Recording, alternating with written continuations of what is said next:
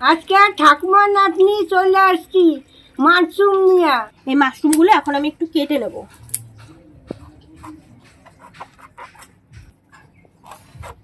ঠাকুমা দেখো তো এরকম সাইজ করবো না একটু বড় করবো? আর একটু বড় কর।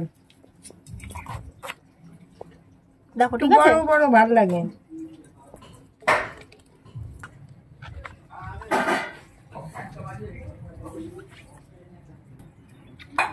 আমরা কালকে যখন দোকানে মাশরুম গুলো কিনতে গেছিলাম তো তখন কাকুটা বলছিল যে এই মিল্কি মাশরুম গুলো খেতে খুব টেস্টি হয়।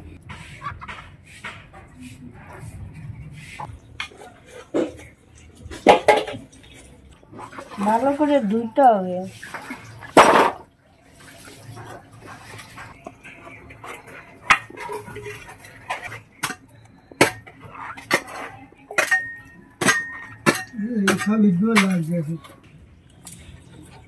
এখন জিরে আর ধনেটা একসাথে একটু বেটে নেব।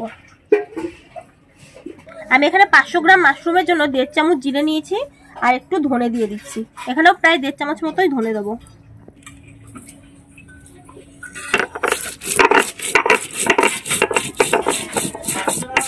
রসুনটা আমি ছুলে নিয়েছি।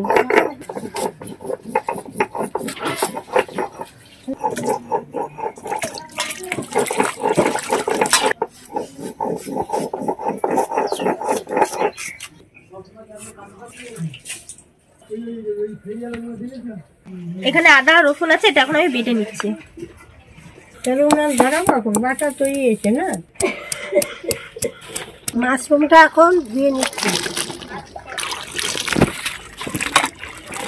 টাটকা আছে গো, খুব সুন্দর।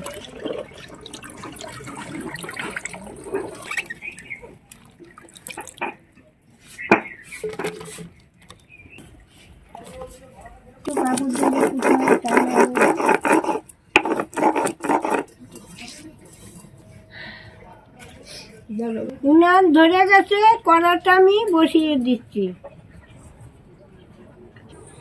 এই যে জল দিয়ে দিচ্ছি। একটু গরম মশলাটা বেটে নিচ্ছি।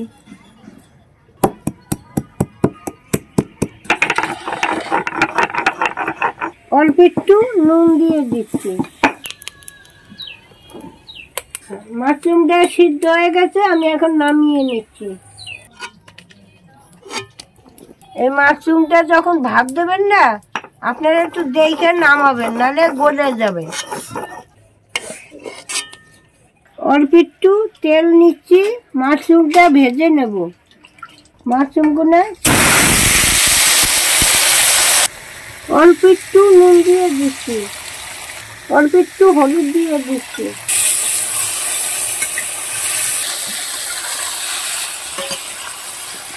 এই টক দইটা আমি এখন ফাটিয়ে নিচ্ছি।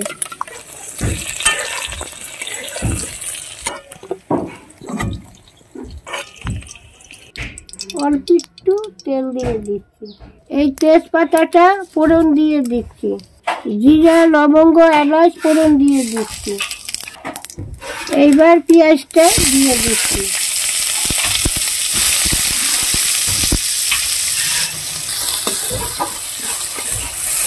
এই আদা রসুন বাটাটা দিয়ে দিচ্ছি। টমেটোটা দিয়ে দিচ্ছি।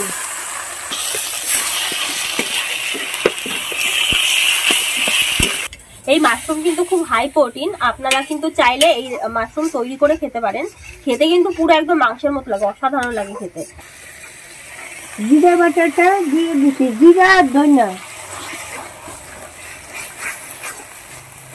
1 চামচ লঙ্কার গুঁড়ি দিয়ে দিচ্ছি। পরিমাণ মতো হলুদ দিয়ে দিচ্ছি। পরিমাণ মতো চিনি দিয়ে দিচ্ছি। এইবার মাশরুমগুলো ছেড়ে দিচ্ছি।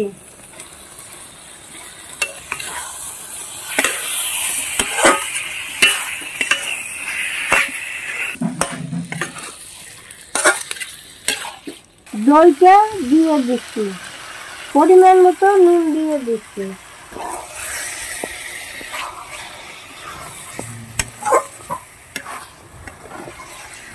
ভালো করে কষিয়ে নিয়েছি। এইবার আমি একটু জল দিয়ে দেব। বেশি জল দেব না।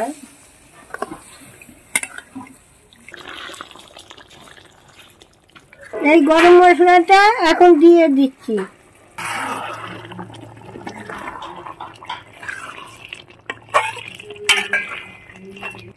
এবার আমার হয়ে গেছে, নামিয়ে নিচ্ছি। দেখো কি সুন্দর কালার আছে, গন্ধও বেরিয়েছে, দেখেছ?